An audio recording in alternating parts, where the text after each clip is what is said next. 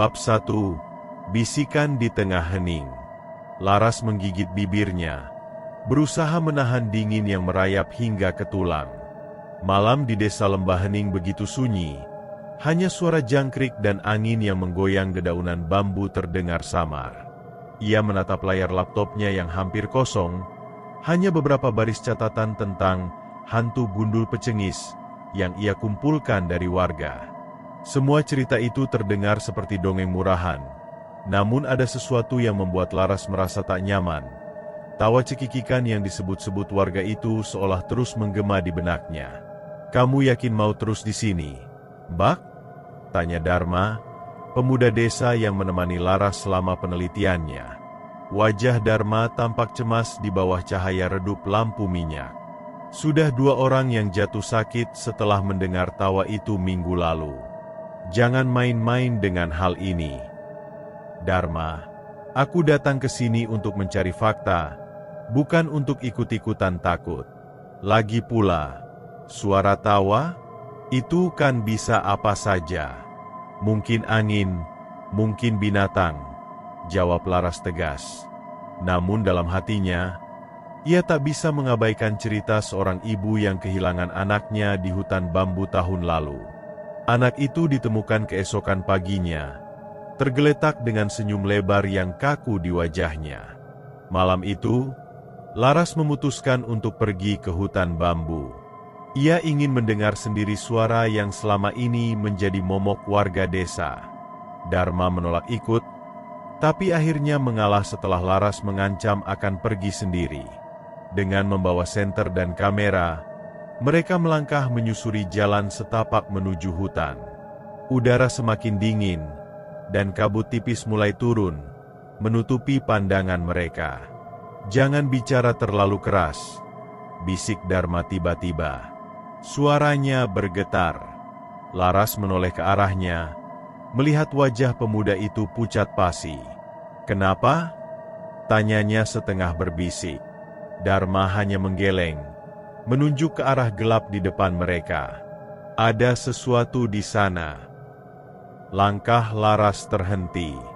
Ia menajamkan pendengarannya. Awalnya, hanya ada suara daun bambu yang berdesir. Namun perlahan, suara itu berubah. Ada sesuatu yang berbeda. Suara tawa, pelan, renyah, dan menakutkan, membelah keheningan malam. Laras merasakan bulu kuduknya berdiri. Tawa itu semakin dekat, seolah mengelilingi mereka. "Kita harus pergi," seru Dharma panik. Ia menarik tangan Laras, tetapi kaki Laras seperti terpaku di tanah. Ia mencoba menyalakan kameranya, namun tangannya gemetar hebat. Saat ia akhirnya berhasil menyorotkan kamera ke arah tawa itu, tidak ada apa-apa, hanya kegelapan. Namun, tawa itu masih terdengar, menggema di seluruh penjuru hutan. Tiba-tiba, angin kencang bertiup, membuat dedaunan bambu melambai liar. Di tengah hiruk-pikuk itu, Laras melihat sesuatu. Sosok tanpa rambut, dengan wajah pucat dan senyuman mengerikan, muncul di balik bayang-bayang. Mata makhluk itu hitam pekat, menatap langsung ke arah mereka. Laras menjerit, tetapi suara itu tertahan di tenggorokannya. Dunia seolah berhenti bergerak saat tawa itu memecah malam, lebih keras, lebih menyeramkan, dan lebih nyata dari yang pernah ia bayangkan. Bab 2. Jejak di balik tawa. Angin malam menerpa wajah Laras, membuatnya tersadar dari keterkejutannya. Tawa itu mendadak lenyap, digantikan keheningan yang lebih mencekam. Dharma masih menggenggam tangannya erat, napasnya tersengal. "Lari, sekarang!" serunya dengan suara parau. Tanpa pikir panjang, Laras mengikuti langkah Dharma, menyusuri jalan setapak yang hampir tak terlihat di bawah kabut tebal. Langkah mereka terhenti ketika tiba di sebuah pohon besar di pinggir hutan bambu. Dharma membungkuk, mencoba mengatur napasnya, sementara Laras memeriksa kameranya. Ia ingin memastikan apa yang baru saja ia rekam. Namun, layar kamera itu hanya menampilkan kegelapan. Tidak ada gambar sosok yang tadi ia lihat, hanya suara tawa yang samar-samar terekam. "Aku melihatnya," bisik Laras dengan suara bergetar. Dharma menoleh cepat. "Melihat apa?" tanyanya penuh rasa takut.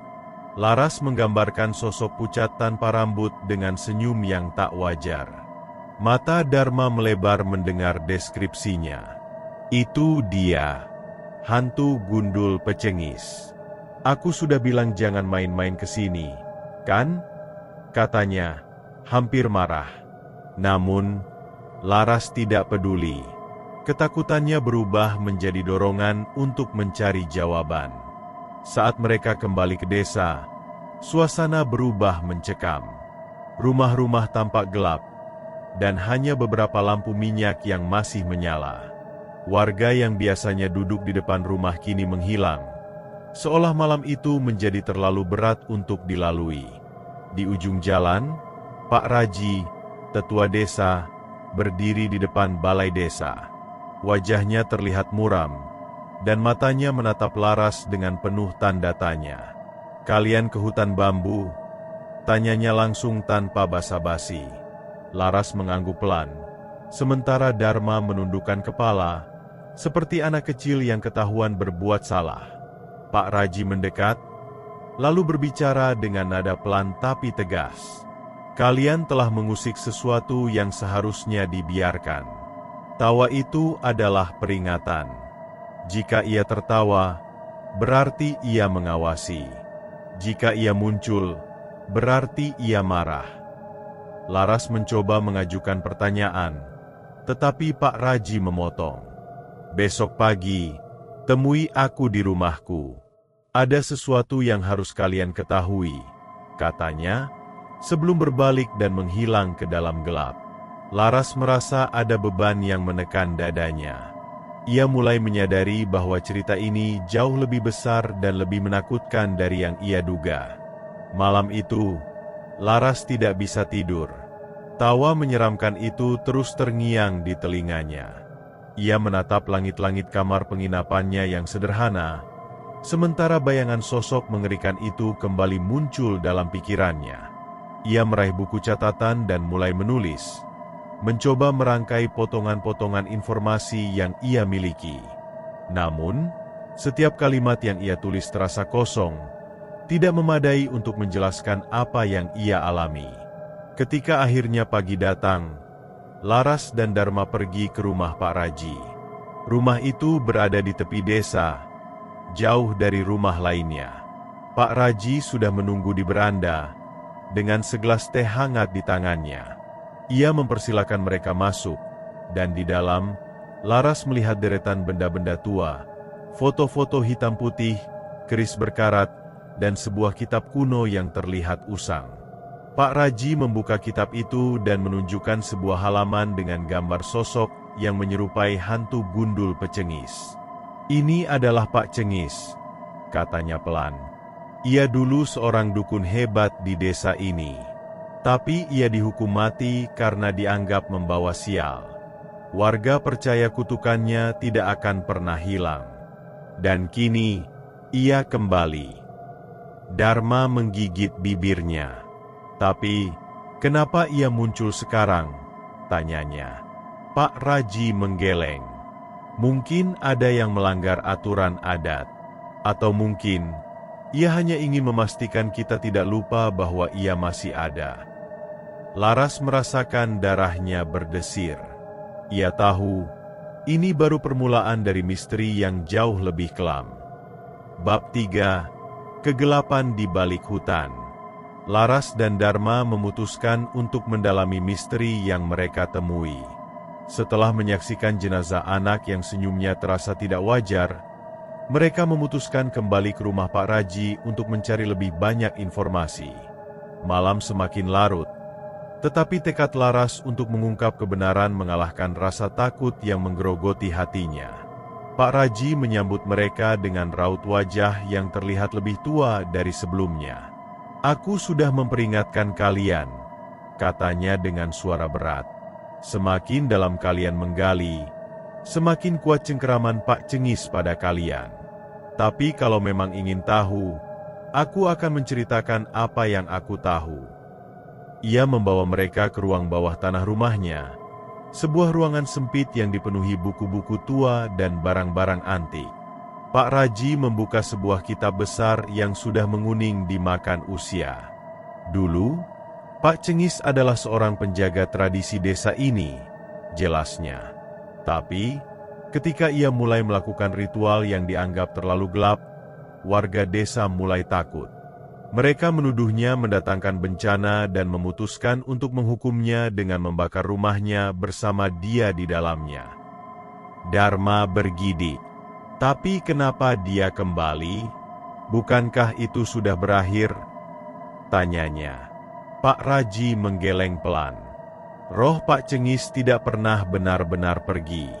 Ia meninggalkan sebuah janji bahwa siapapun yang mencoba melupakan atau menghapus jejaknya akan dihantui oleh tawa yang mengerikan. Dan sekarang, kalian sudah menarik perhatiannya dengan memasuki hutan bambu itu. Mendengar cerita itu, Laras merasa dadanya berdegup kencang. Ia teringat suara tawa yang menghantui langkah mereka di hutan. Tapi ada satu hal yang mengganjal pikirannya. Kenapa anak-anak menjadi korban? Apa hubungan mereka dengan Pak Cengis? Tanyanya. Pak Raji terdiam sesaat sebelum menjawab. Pak Cengis percaya bahwa anak-anak adalah kunci masa depan desa. Ia ingin mereka dilindungi, tapi cara pikirnya berbeda. Ia merasa bahwa dengan mengambil anak-anak itu, ia sedang melindungi mereka dari kebencian dan ketidakadilan yang ia alami. Namun, caranya adalah kutukan bagi desa ini. Dharma terlihat semakin gelisah. Jadi, tidak ada cara untuk menghentikan ini. Kita hanya harus hidup dalam ketakutan selamanya. Pak Raji menatap Dharma tajam. Ada cara, tapi itu berisiko. Kalian harus pergi ke tempat di mana Pak Cengis tinggal, di tengah hutan bambu. Kalian harus menemukan barang peninggalannya dan membawanya keluar. Itu satu-satunya cara untuk menghentikan kutukan ini, katanya dengan nada serius. Malam itu, Laras dan Dharma tidak bisa tidur. Pikiran mereka dipenuhi oleh cerita Pak Raji dan bayangan Pak Cengis. Meskipun ketakutan, Laras merasa semakin terdorong untuk menyelesaikan misteri ini. Kalau kita tidak melakukan ini, akan ada lebih banyak korban, katanya kepada Dharma. Meskipun enggan, Dharma akhirnya setuju. Keesokan malamnya, mereka bersiap untuk kembali ke hutan bambu. Dengan membawa obor, peta yang diberikan Pak Raji, dan keberanian yang nyaris hilang, mereka melangkah ke dalam gelapnya malam. Suara-suara hutan kembali menyambut mereka, tetapi kali ini lebih menyeramkan, seolah-olah hutan itu sendiri hidup dan mengawasi mereka. Setiap langkah terasa seperti sebuah undangan menuju bahaya yang tidak terlihat. Di tengah perjalanan, mereka mendengar tawa itu lagi, kali ini lebih dekat dan lebih keras. Laras menggenggam tangan Dharma erat-erat. Kita harus terus maju, bisiknya, meskipun hatinya penuh ketakutan. Mereka tahu bahwa jalan kembali sudah tidak ada. Satu-satunya cara untuk keluar dari mimpi buruk ini adalah dengan menghadapinya secara langsung. Bab 4. Jejak di tengah kegelapan. Hutan bambu menyelimuti Laras dan Dharma dalam kegelapan yang pekat. Suara gemerisik daun dan gelegar tawa yang mengerikan terus mengikuti mereka, seakan-akan mengintai setiap langkah. Laras menggenggam peta dengan erat sementara Dharma menjaga obornya tetap menyala. Kabut tebal mulai merayap di antara batang-batang bambu, membuat pandangan mereka semakin terbatas. Laras, kau yakin ini arahnya? Bisik Dharma, suaranya nyaris tenggelam oleh gemuruh jantungnya sendiri. Laras mengangguk pelan, meski keraguan mulai menghantuinya. Kita tidak punya pilihan lain. Menurut peta, Tempat yang kita cari tidak jauh lagi. Setelah beberapa langkah, mereka menemukan jalan setapak yang lebih sempit, diapit oleh bambu yang begitu rapat hingga hampir menutup sepenuhnya. Di ujung jalan itu, samar-samar terlihat cahaya biru yang berpendar lemah. "Itu pasti tempatnya," ujar Laras dengan nada penuh keyakinan yang dipaksakan. Mereka melangkah dengan hati-hati. Setiap bunyi ranting yang patah di bawah kaki mereka terdengar seperti letusan senjata di tengah sunyi. Ketika mereka tiba di tempat itu, mereka mendapati sebuah altar batu yang tertutup lumut dan dihiasi ukiran-ukiran kuno. Di atas altar itu terletak sebuah benda kecil yang menyerupai topeng kayu. Topeng itu terlihat tua dan retak, tetapi dari celah-celahnya keluar cahaya biru yang aneh. Laras mendekati altar dengan langkah ragu-ragu, sementara Dharma memandang sekeliling dengan waspada. "Ini pasti peninggalannya," bisik Laras sambil meraih topeng itu.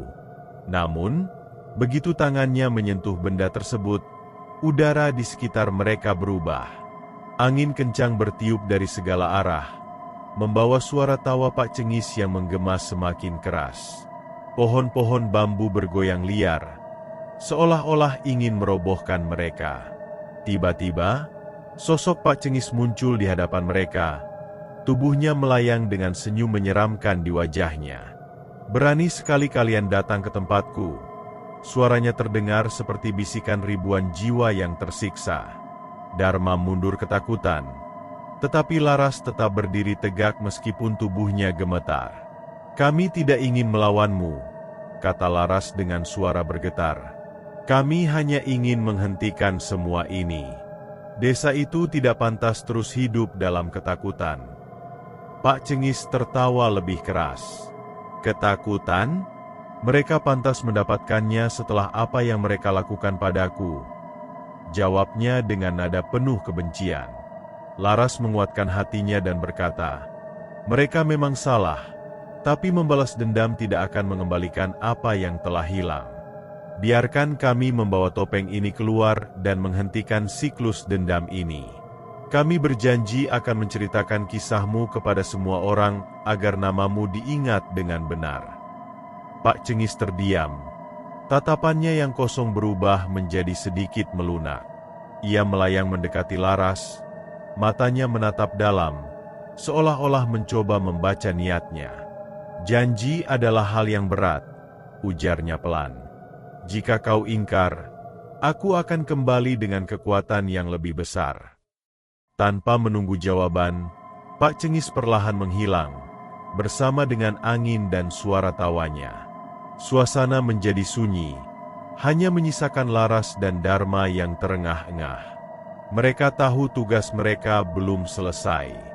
Dengan topeng di tangan, mereka bergegas meninggalkan hutan itu, berharap bahwa keputusan mereka telah membuka jalan menuju kedamaian bagi desa mereka.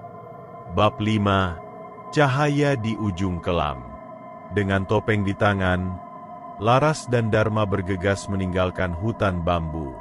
Meskipun mereka merasa lega karena berhasil melewati pertemuan menegangkan dengan Pak Cengis, bayangan ancamannya tetap menghantui pikiran mereka. Tawa mengerikan yang sempat menggema di udara masih terngiang-ngiang, menyelimuti perjalanan pulang dengan rasa takut yang membekas. Setibanya di desa, mereka langsung menuju rumah Pak Raji. Laras meletakkan topeng itu di meja dengan napas terengah-engah. "Kami berhasil mendapatkannya," katanya dengan suara yang nyaris tak keluar. Pak Raji menatap topeng itu dengan wajah tegang. "Kalian telah mengambil langkah yang sangat berani. Tapi pekerjaan kalian belum selesai."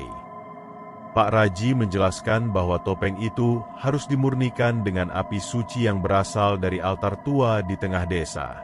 Ritual tersebut harus dilakukan sebelum matahari terbit, atau roh Pak Cengis akan kembali mengamuk dengan kekuatan yang lebih besar. Laras dan Dharma sepakat untuk segera memulai ritual itu, meskipun rasa lelah hampir meruntuhkan mereka. Malam itu, mereka berkumpul di altar desa bersama beberapa tetua yang dipercaya memahami ritual pemurnian. Api dinyalakan, dan nyala lilin menerangi wajah-wajah yang penuh ketegangan. Laras menggenggam topeng itu erat-erat sebelum menyerahkannya kepada Pak Raji. Ia memimpin doa, menyerukan permohonan kepada leluhur untuk membebaskan desa dari kutukan. Namun, sebelum doa selesai, angin kencang tiba-tiba berhembus, memadamkan lilin-lilin di sekitar altar. Dari kegelapan, suara tawa Pak Cengis terdengar lagi, kali ini lebih keras dan penuh amarah. "Kalian pikir bisa menghapusku begitu saja?" teriaknya. Suaranya menggema di seluruh desa. Sosoknya muncul di langit malam, membesar dan semakin menyeramkan. Laras melangkah maju dengan berani. "Pak Cengis, dengarkan kami. Kami di sini bukan untuk melupakanmu, tetapi untuk mengenangmu dengan cara yang benar. Biarkan kami memperbaiki kesalahan masa lalu, agar tidak ada lagi yang menjadi korban kebencian." Tangisnya mulai terdengar, namun tekadnya tetap kuat. Pak Cengis tampak ragu. Amarah di wajahnya perlahan memudar, digantikan oleh kesedihan yang mendalam. "Apakah kalian benar-benar akan mengingatku? Atau ini hanya janji kosong?" tanyanya dengan nada lirih. Laras menjawab dengan tegas, "Kami berjanji. Desa ini akan mengenangmu sebagai bagian dari sejarahnya, bukan sebagai bayangan kelam yang harus dilupakan." Sosok Pak Cengis mulai memudar, bersama dengan angin dan kegelapan yang menyelubungi desa. Sebelum menghilang sepenuhnya, ia berkata, "Jangan pernah ingkar pada janjimu." Dengan itu, suasana kembali tenang. Lilin-lilin menyala lagi, seakan memberikan harapan baru bagi semua yang hadir. Ritual dilanjutkan hingga selesai, dan topeng itu dihancurkan dalam api suci. Saat api padam, rasa lega menyelimuti semua orang. Laras dan Dharma saling menatap, mengetahui bahwa perjuangan mereka telah membuahkan hasil. Keesokan harinya, warga desa berkumpul untuk mendirikan sebuah tugu peringatan di tengah desa. Tugu itu didedikasikan untuk mengenang Pak Cengis dan menjadi pengingat bahwa kebencian dan dendam hanya akan membawa kehancuran. Laras berdiri di hadapan warga, menyampaikan pesan yang telah ia pelajari dari pengalaman mereka. Kita tidak bisa mengubah masa lalu, tetapi kita bisa belajar darinya. Pak Cengis adalah bagian dari desa ini, dan kita harus mengingatnya dengan cara yang benar. Kebencian hanya akan membawa kehancuran, tetapi pengampunan bisa memberi kita kesempatan untuk memulai kembali. Warga desa mengangguk setuju, dan suasana menjadi damai. Laras dan Dharma merasa lega, meskipun mereka tahu pengalaman itu akan selamanya terukir di hati mereka. Mereka belajar bahwa keberanian dan keikhlasan adalah kunci untuk menghadapi kegelapan, baik dari luar maupun dari dalam diri sendiri. Dengan hati yang lebih tenang, mereka melangkah ke hari baru, meninggalkan cerita kelam itu sebagai pelajaran bagi generasi mendatang.